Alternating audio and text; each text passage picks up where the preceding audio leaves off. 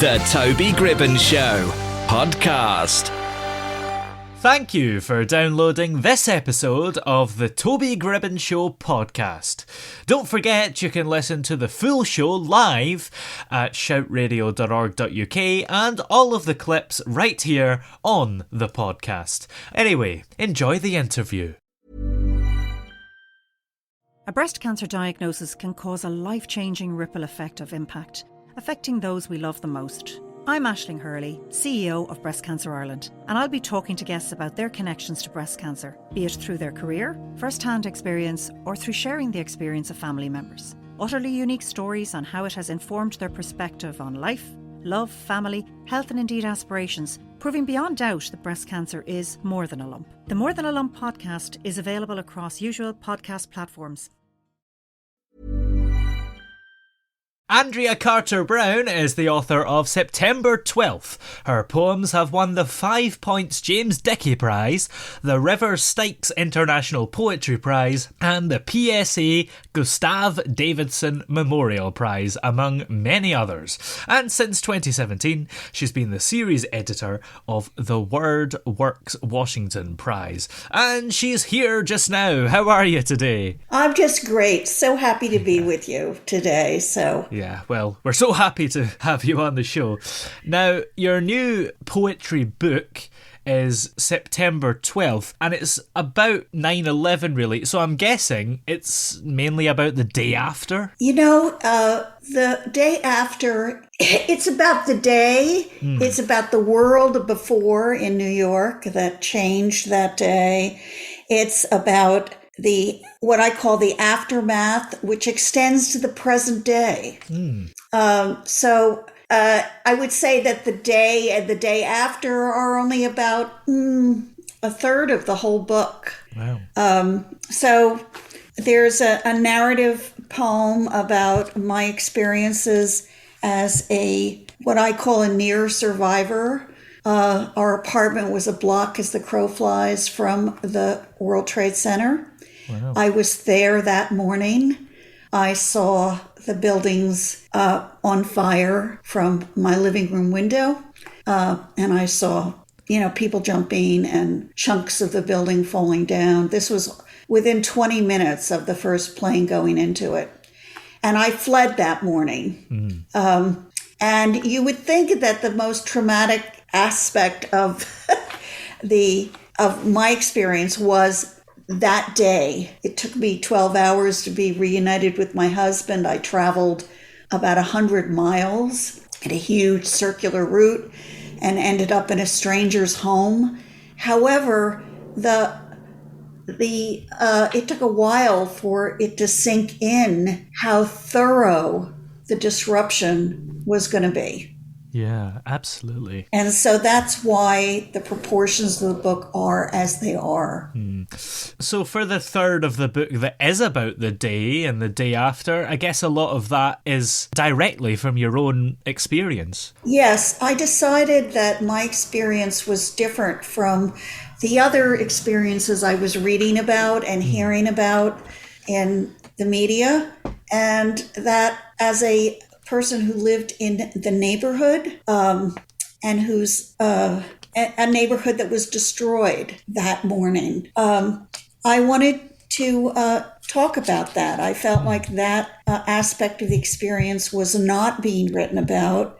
I mean, obviously, in the scheme of things, a survivor's first-person account of a neighborhood that was destroyed and a life that was changed that morning is much less important than that of the people who died and the people who were in the towers who fled, which obviously I was not. But, I believe that all stories are important, and I wanted to contribute to the record of this day. Yeah. So that's what I did. Yeah. And you called yourself a near survivor. What is it that makes you think that you're not just a survivor? Well, I am a survivor, but I lived, I fled that morning. I was exposed to the dust. Yeah. I'm in the World Trade Center health registry because of the health problems I've had ever since as a result of that day. Some of those health problems, thank God, I don't have, like the different kinds of cancers triggered by the heavy metals that were released when the building dissolved and burnt. So my asthma and my other related problems, as serious as they are nothing. So that's what the near is about. It sort of positions me between a close survivor and a survivor who might have lived further away, but whose life was impacted by everything that happened. Yeah, and of course, a lot of people were impacted directly with these health conditions, and the world in general has been impacted. We've made all sorts of changes to security, and of course, the war on terror happened almost directly as a result of 9/11. Yes, it did. I wasn't in favor of it at the time, and history has shown that it was not a good decision. Although when you have been under attack, your ideas about how human beings can get along together without killing each other undergoes a big challenge. So I was afraid for a long time after 9/11, and I count myself as one of the people whose fear was used by certain military influences to make decisions which turned out to be mistakes.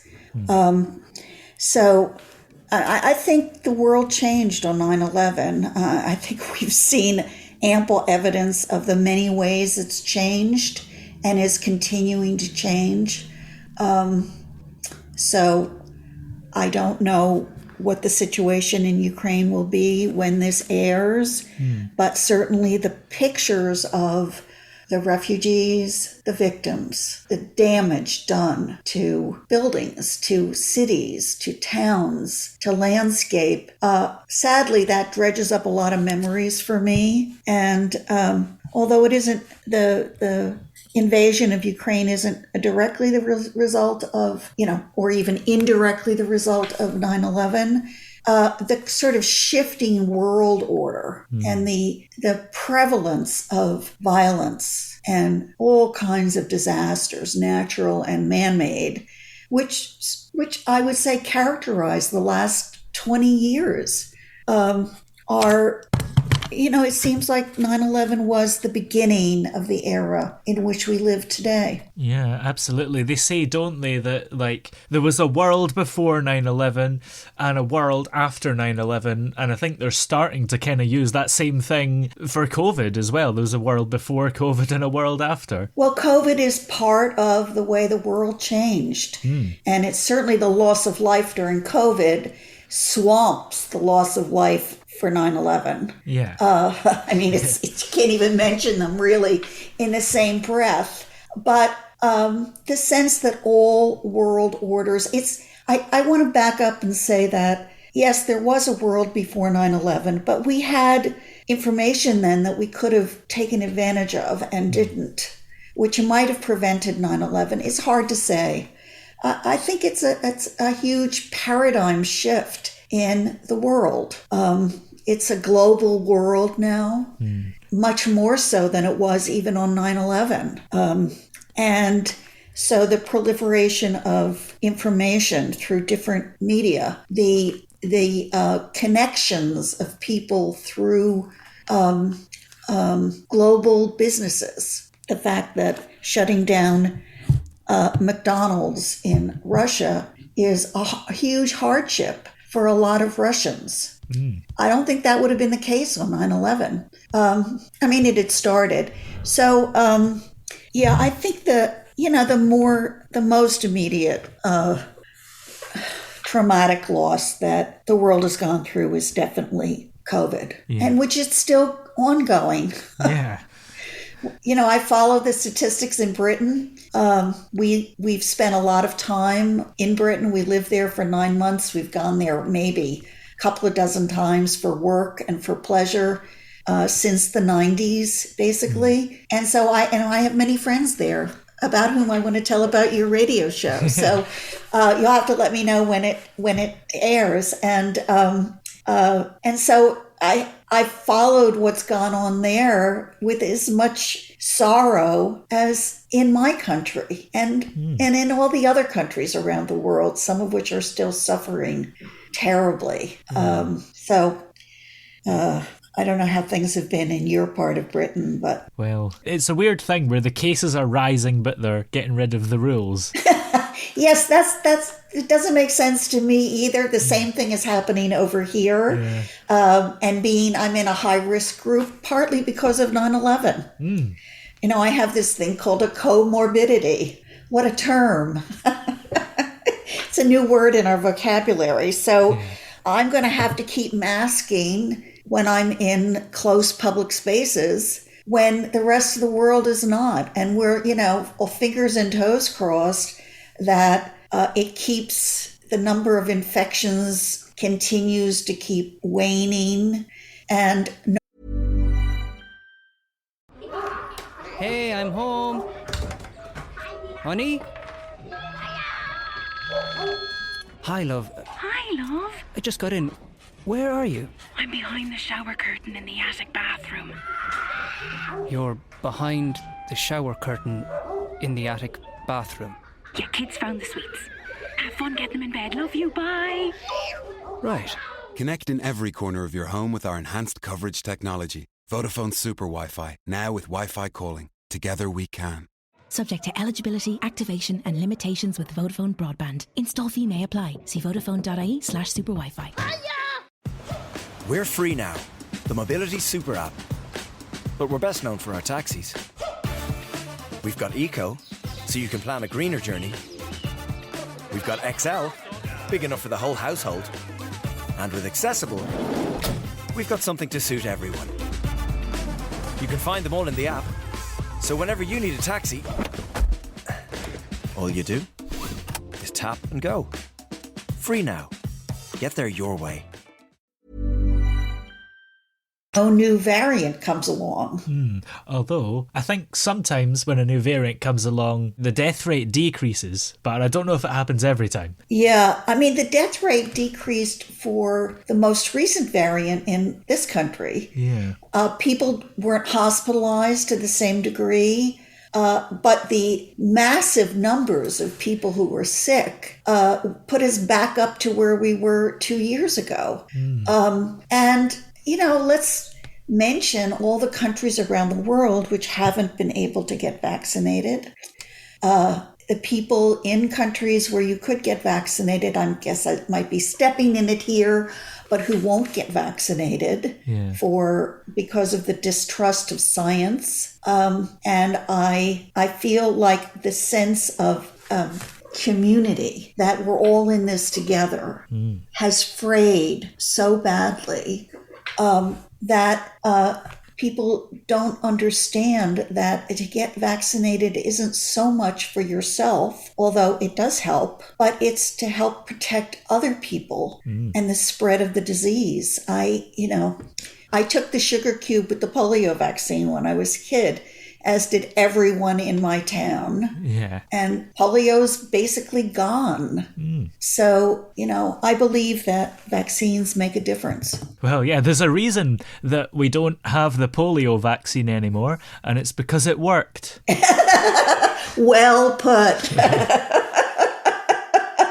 So, pithy as someone who has a radio show should be. Yeah. So. Has writing poetry about 9/11 and other things really helped you heal your fear and, everything that you've witnessed? I would have to say yes. It never goes away entirely. If you're present at a world-changing event with a lot of loss of life, you're never the same after. Yeah. And it takes a while to accept that and to learn to live with it. I do believe that talking about difficult experiences is better than keeping it all in. Yeah.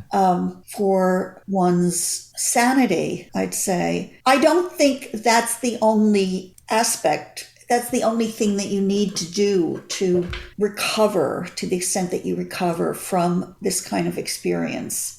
But I felt purposeful in writing this book, even though it's, to some degree about my experiences. It's about a lot of other people's experiences as well. And it took me out of myself and helped me to see the totality of the experience better. But that being said, this book was published for the 20th anniversary of 9/11, which was last September. It took me 18 years to write this book because the material was very difficult, as you can imagine. I wrote other things during that time. I published 2 other collections, neither of which had anything whatsoever to do with 9/11. Thank goodness. Yeah. Maybe that's what kept me sane. And people who knew me and knew that I was working on this, I think they would throw up their hands and in incomprehension. Why are you still working on this? Get on with your life. But when the book was published, I did feel a completion of my experience, and that it's out there. It's part of the literature about 9/11, both the creative literature and the historical record about 9/11. And that has freed me from the weight of these memories more than actually writing the book. But of course, it wouldn't be out there if I hadn't written the book. So anyway, and I can't wait to work on something else. So I have many ideas. I actually wrote a new poem the other day. This year is pretty much devoted to getting September 12th out into the world and getting it a readership. Yeah. And that in itself is both rewarding and exhausting. Every time I give a reading, I try to read from all the different sections of the book, some of which there's some humor in it, believe it or not, some of which are lyrical poems of natural beauty. Some of it are argumentative poems. So I try to read a range of them, but I always try to read some of the historical narrative about my experiences. And the day after a reading, I am exhausted. I don't know how actors do it, to tell you the truth. Get on stage every night and dig down deep in themselves, and I'll give the audience some of that personal truth. It's, of course, they didn't write it. Shakespeare wrote it. So maybe that's easier that way. I don't know. But so this year is mostly about that. Yeah. And I'm grateful that people like you are still interested in talking about it. Yeah, absolutely. Have you got any plans on what you might do for your next project, or are you just thinking about this one for now? Well, I have to confess, my next project is almost finished. Wow. Because I wrote it was what I did after the last book before September 12th. I threw myself into this. So I was sort of working on the 2 projects at the same time. And that's a book. My father was a World War II soldier who fought in Europe in the Battle of the Bulge. He died without ever telling me anything about his experiences. But his wartime service was cast a shadow over my entire childhood and adolescence. And I came across a packet of his memorabilia from the war after he died. And I'm trying to figure out what he did, where he was, what he saw, because he ended up at a facility in Biarritz, which was for traumatized American soldiers. Yeah. It was an unconsciously successful program to tackle PTSD. So I'm learning that about him, even though I don't know what it was which prompted him to be admitted sounds like it was a hospital. It was a university for American students, which tried to get them to look forward into civilian life after they had been discharged, after the war was over. He was coincidentally there when we dropped the bombs on Hiroshima and Nagasaki. So he went there before the Pacific Theater War was over, and they kept American soldiers in Europe until that was decided, thinking they might need to be shipped to the Far East to fight over there. And it would be cheaper to keep them in Europe than to send them east. But they created this world in Biarritz, which simulated what life might be like when the soldiers went home. They didn't have to wear uniforms. They took classes. They had a lot of cultural activities. One of the pieces of memorabilia I discovered was a program from a bullfight in Bayonne. I had no idea that my father had ever been to a bullfight. But many other things. And there's even a picture of him on the beach, which as a child, he loved the beach. What happened as a result of starting to explore these is that the connections between his experience in World War II and how it cast this shadow, how he carried it forward through the rest of his life, which I perceived as a shadow over my life, is parallel to what happened to me on 9/11. Yeah, absolutely. Well, where are we able to find your latest book, September 12th? Well, in the UK, you can order it through Book Depository, free shipping.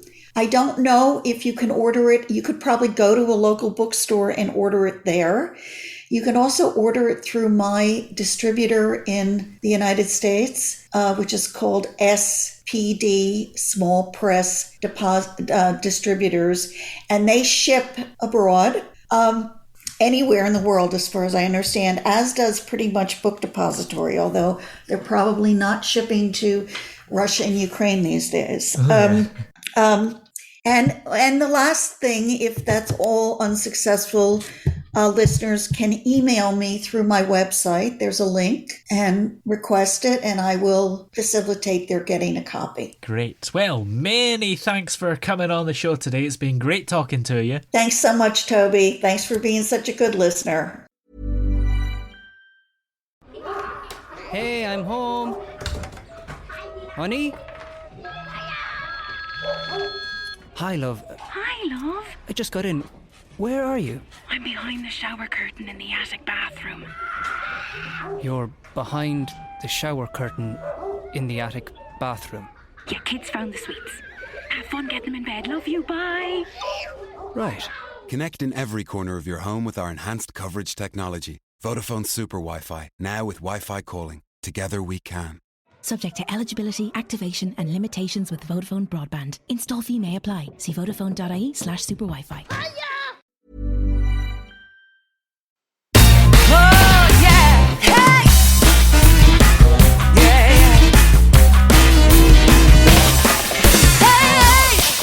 The throbbing pulse of sound.